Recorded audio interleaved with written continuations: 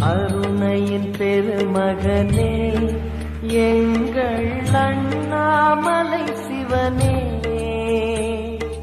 ஆடிய பாதத்தில் ஓரிடம் வேண்டும், ஆடிய பாதத்தில் ஓரிடம் வேண்டும்.